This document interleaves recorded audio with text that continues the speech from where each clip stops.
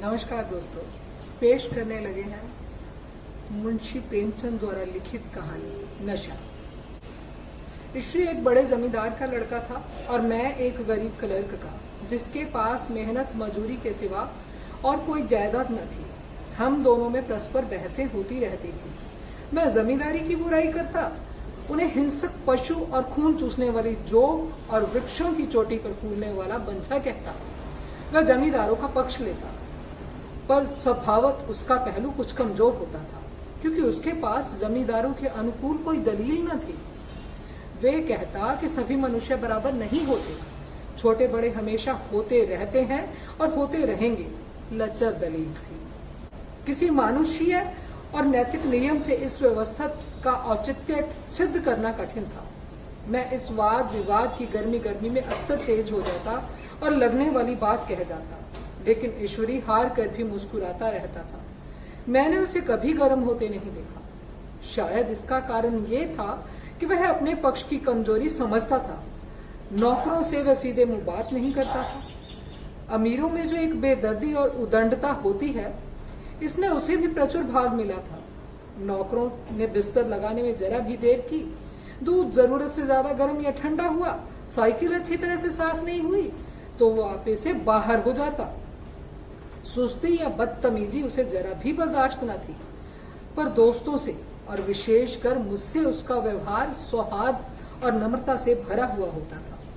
शायद उसकी जगह मैं होता तो मुझ में भी वही कठोरताएं पैदा हो जाती जो उसमें थी, क्योंकि मेरा लोक प्रेम सिद्धांतों पर नहीं, निजी दशाओं पर टिका हुआ था। लेकिन वह मेरी जगह होकर भी शायद अमीर ही रहता, क्योंकि वह प्रकृति से ही विलासी और ऐश्वर्य प्रिय था। अब की दशहरे की छुट्टियों में मैंने निश्चय किया कि घर ना जाऊंगा। मेरे पास किराए के लिए रुपए न थे और ना घर वालों को तकलीफ देना चाहता था। मैं जानता हूं वो मुझे जो कुछ देते हैं वह उनकी हैसियत से बहुत ज्यादा है। उसके साथ ही परीक्षा का भी ख्याल था। अभी कुछ और पढ़ना था। बोर्डिंग हाउस में भूत की तरह अकेले पड़े रहने को भी जी नहीं चाहता था। इसीलिए जब ईश्वरी ने मुझे अपने घर का नेवता दिया तो मैं बिना आग्रह के राजी हो गया। ईश्वरी के साथ परीक्षा की तैयारी भी खूब हो जाएगी। वह अमीर होकर भी मेहनती और जहीन है। उसने इसके साथ ही कहा, लेकिन भाई एक बात का ख्याल रखना, वहां अगर जमींदारों की निंदा की तो मामला बिगड़ जाएगा और मेरे घर वालों को बुरा लगेगा। वे लोग तो असामियों पर इसी दावे से शासन करते हैं कि ईश्वर ने असामियों को उनकी सेवा के लिए ही पैदा किया है। असामी भी यही समझता है। अगर उसे सुझा दिया जाए कि जमींदार और असामी में कोई मौलिक भेद नहीं है तो जमींदारी का कहीं पता न लगे। मैंने कहा, तो क्या तुम समझते हो मैं वहां जाकर कुछ और हो जाऊंगा? हाँ, मैं तो यही समझता हूं। ईश्वरी ने इसका कोई जवाब न दिया। कदाचित उसने इस मामले को मेरे विवेक पर छोड़ दिया, और बहुत अच्छा किया। अगर वह अपनी बात पर अड़ता तो मैं भी जिद पकड़ लेता। सेकंड क्लास तो क्या, मैंने कभी इंटर क्लास में भी सफर ना किया था। अब की सेकंड क्लास में सफर का सौभाग्य प्राप्त हुआ। गाड़ी तो 9 बजे रात को आती थी, पर यात्रा के हर्ष में हम शाम को स्टेशन जा पहुंचे। कुछ देर इधर उधर सैर करने के बाद रिफ्रेशमेंट रूम में जाकर हम लोगों ने भोजन किया। मेरी वेशभूषा और रंग ढंग से पारखी खानसामों को ये पहचानने में देर न लगी कि मालिक कौन है और पिछलग्गू कौन। लेकिन न जाने क्यों मुझे उनकी गुस्ताखी बुरी लग रही थी। पैसे ईश्वरी की जेब से गए।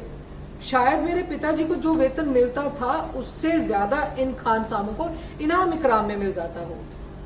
एक अठन्नी तो चलते समय ईश्वरी ही ने दी। फिर भी मैं उन सबों से उसी तत्परता और विनय की अपेक्षा करता था जिससे वे ईश्वरी की सेवा कर रहे थे। ईश्वरी के हुक्म पर सबके सब दौड़ते हैं, लेकिन मैं कोई चीज मांगता हूं तो उतना उत्साह नहीं दिखाते। मुझे भोजन में कुछ स्वाद न मिला। ये भेद मेरे ध्यान को संपूर्ण रूप से अपनी ओर खींचे हुए था। गाड़ी आई, हम दोनों सवार हुए।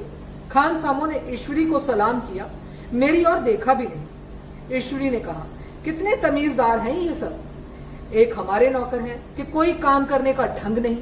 मैंने खट्टे मन से कहा, इसी तरह अगर तुम अपने नौकरों को भी 8 आने रोज इनाम दिया करो तो शायद इससे ज्यादा तमीजदार हो जाएंगे। तो क्या तुम समझते हो ये सब केवल इनाम के लालच में इतना अदब करते हैं? जी नहीं, कदापि नहीं। तमीज और अदब तो इनके रक्त में मिल गया है। गाड़ी चली, डाक थी, प्रयाग से चली तो प्रतापगढ़ जाकर रुकी। एक आदमी ने हमारा कमरा खोला। मैं तुरंत चिल्ला उठा, दूसरा दर्जा है, सेकंड क्लास है। उस मुसाफिर ने डिब्बे के अंदर आकर मेरी और एक विचित्र उपेक्षा की दृष्टि से देखकर कहा, जी हाँ, सेवक कितना समझता है, और बीच वाले बर्थ पर बैठ गया। मुझे कितनी लज्जा आई, कह नहीं सकता। भोर होते होते हम लोग मुरादाबाद पहुंचे। स्टेशन पर कई आदमी हमारा स्वागत करने के लिए खड़े थे। 2 भद्र पुरुष थे, 5 बेगार। बेगारों ने हमारा लगेज उठाया। दोनों भद्र पुरुष पीछे पीछे चले। एक मुसलमान था रियासत अली, दूसरा ब्राह्मण था राम हर्क। दोनों ने मेरी और अपरिचित नेत्रों से देखा, मानो कह रहे हो, तुम कौवे होकर हंस के साथ कैसे?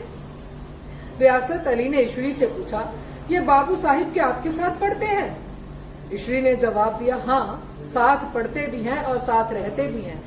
यूं कहिए कि आप ही की बदौलत मैं इलाहाबाद पड़ा हुआ हूँ, नहीं कब का लखनऊ चला आया होता। अब की मैंने घसीट लाया। इनके घर से कई तार आ चुके थे, मगर मैंने इनकारी जवाब दिलवा दिए। आखिरी तार तो अर्जेंट भी था, जिसकी फीस 4 आने प्रति शब्द है, पर यहाँ से उसका जवाब भी इनकारी ही गया। दोनों सज्जनों ने मेरी ओर चकित नेत्रों से देखा, आतंकित हो जाने की चेष्टा करते जान पड़े। रियासत अली ने अर्धशंका के स्वर में पूछा, लेकिन आप बड़े सादे लिबास में रहते हैं। ईश्वरी ने शंका निवारण की, महात्मा गांधी के भक्त हैं साहब, खद्दर के सिवा कुछ पहनते ही नहीं। पुराने सारे कपड़े जला डाले, यूं कहो कि राजा हैं।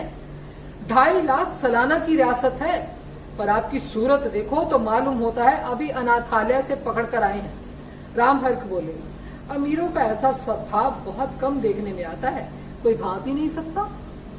रियासत अली ने समर्थन किया, आपने महाराजा चांगली को देखा होता तो दांतों तले उंगली दबाते। एक गाड़े की मिर्जई और चमरोधे जूते पहने बाजारों में घुमा करते थे। सुनते हैं एक बार बिगाड़ में पकड़े गए और उन्हीं ने 10 लाख से कॉलेज खोल दिया।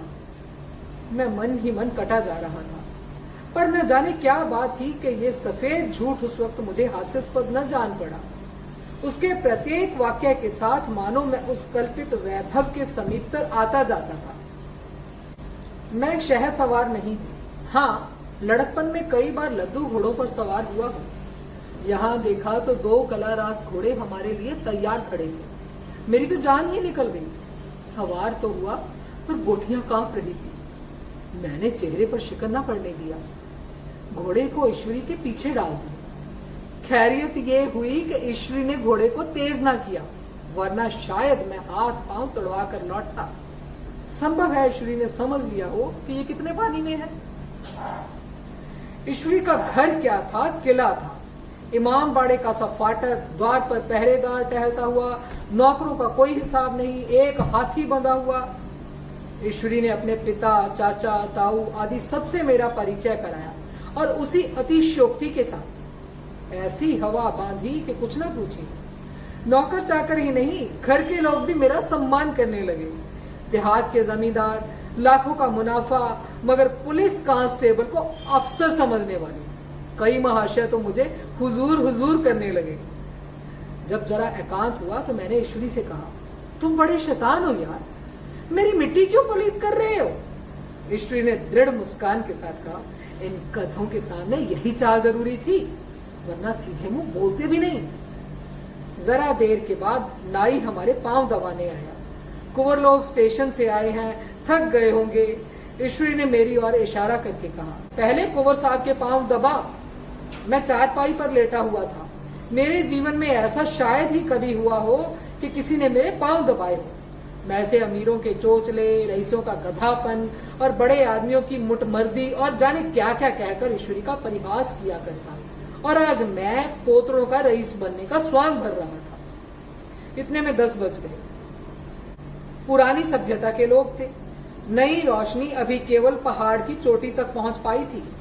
अंदर से भोजन का बुलावा आया। हम स्नान करने चले। मैं हमेशा अपनी धोती खुद छांट लिया करता हूँ, मगर यहाँ मैंने अपनी धोती भी छोड़ दी। अपने हाथों अपनी धोती छांटते शर्म आ रही थी। अंदर भोजन करने चले। हॉस्टल में जूते पहने मेज पर जा डटते थे। यहाँ पांव धोना आवश्यक था। कहार पानी लिए खड़ा था। ईश्वरी ने पांव बढ़ा दिए। कहार ने उसके पांव धोए, मैंने भी पांव बढ़ा दिए।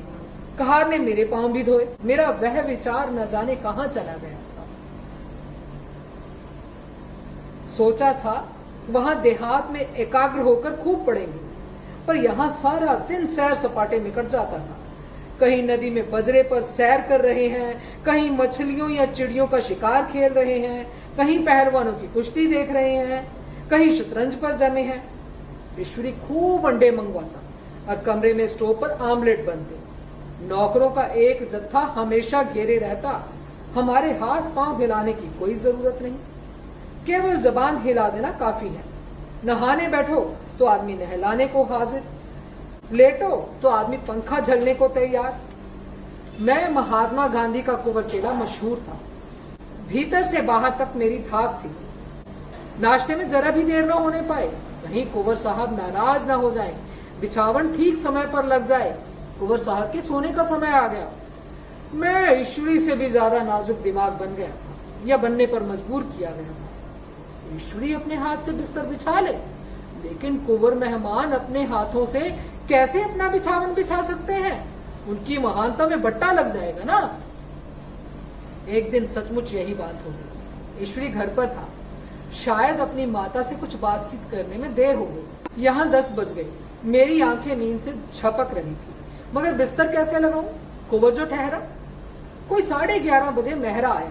बड़ा मुंह लगा नौकर था। घर के धंधों में मेरा बिस्तर लगाने की उसे सुधि ही न रही। अब जो याद आई तो भागा हुआ आया। मैंने ऐसी डांट बताई कि उसने भी याद किया होगा। ईश्वरी मेरी डांट सुनकर बाहर निकल आया और बोला, तुमने बहुत अच्छा किया। ये सब हरामखोर इसी व्यवहार के योग्य है। इसी तरह ईश्वरी एक दिन एक जगह दावत में गया हुआ था। शाम हो गई, मगर लैंप मेज पर रखा हुआ था। दिया सलाई भी थी, लेकिन ईश्वरी खुद कभी लैंप नहीं जलाता था, तो फिर कुंवर साहब कैसे जलाए? मैं झुंझला रहा था। समाचार पत्र आया रखा हुआ था, जी उधर लगा हुआ था, पर लैंप नदारत। देवयोग से उसी वक्त मुंशी रियासत अली आ निकले।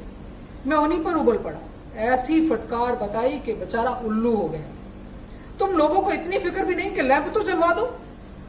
मालूम नहीं ऐसे कामचोर आदमियों का यहाँ कैसे गुजर होता है। मेरे यहाँ घंटे भर निर्वाह ना हो।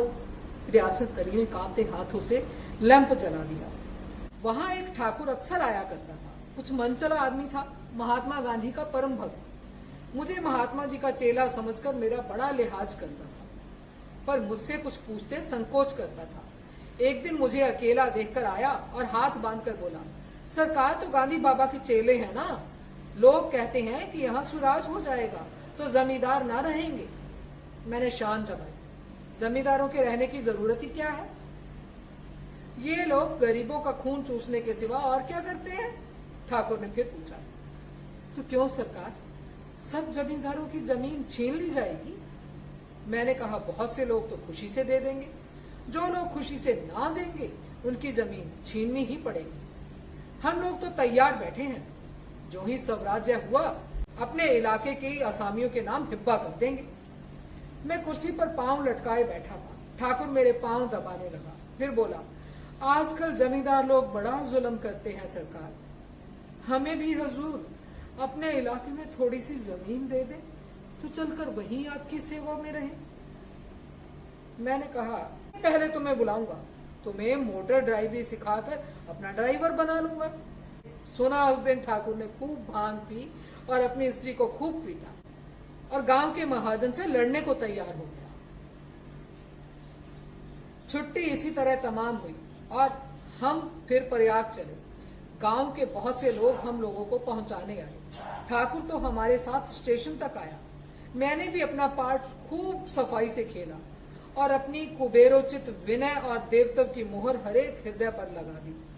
जी तो चाहता था हरेक नौकर को अच्छा इनाम दूं, लेकिन वह समर्था ही कहाँ थी। वापसी टिकट था ही, केवल गाड़ी में बैठना था, पर गाड़ी आई तो ठसाठस भरी हुई। दुर्गा पूजा की छुट्टियां भोगकर सभी लोग लौट रहे थे। सेकंड क्लास में तिल रखने की जगह नहीं। इंटर क्लास की हालत उससे भी बदतर।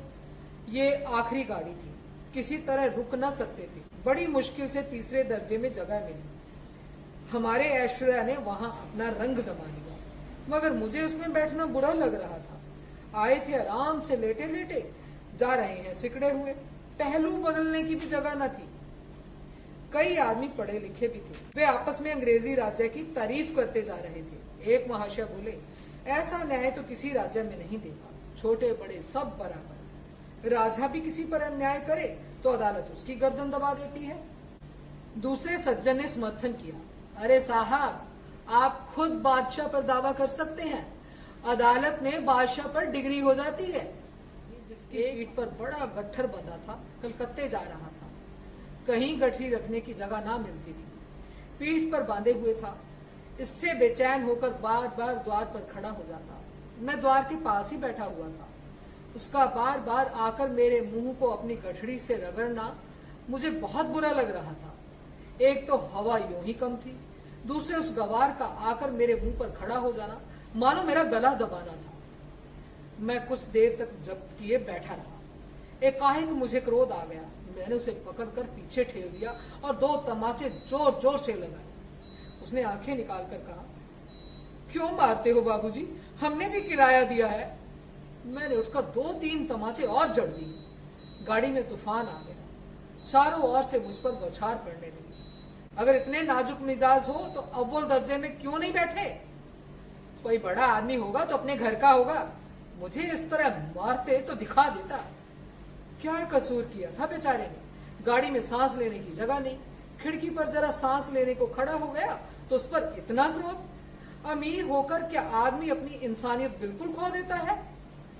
ये भी अंग्रेजी राज है जिसका आप बखान कर रहे थे। एक ग्रामीण बोला, दफ्तर में घुसर तो पावत नहीं, उस पर इतना मिजाज। ईश्वरी ने अंग्रेजी में कहा, what an idiot you are Veer. और मेरा नशा अब कुछ कुछ उतरता हुआ मालूम होता था। धन्यवाद।